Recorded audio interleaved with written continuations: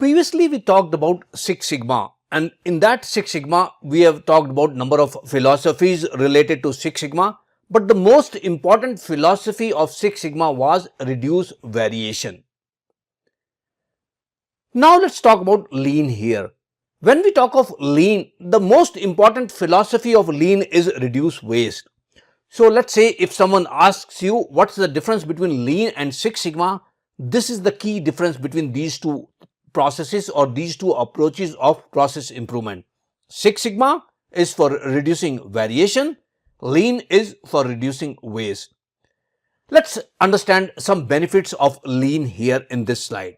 So the first benefit of lean is reduce waste, because that's something which we are focusing on, reducing waste when we talk of lean. And then just like Six Sigma, lean helps us in improving the customer satisfaction, because in Six Sigma also we were looking at what customer wants, what is critical to quality, CTQ parameters, or what is important to the customer. Same thing in lean as well. In lean also we are focusing on the customer requirements. Lean helps us in reducing inventory, and as we move further into this course, we will be talking about wastes. And one of the waste is inventory.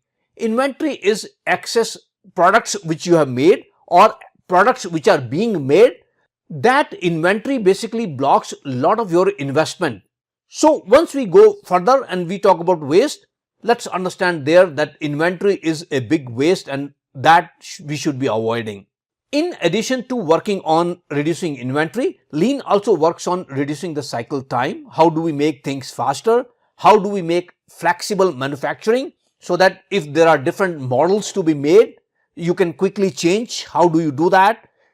Lean helps us in having safe work environment, and lean helps us in improving employee morale. Employee morale, because you involve all your employees into these improvement processes. So once you involve all employees, everyone works towards improvement. There is a high morale of employees. So these are the benefits of lean. Now let's understand what lean is. A very high level overview of the lean in the next video.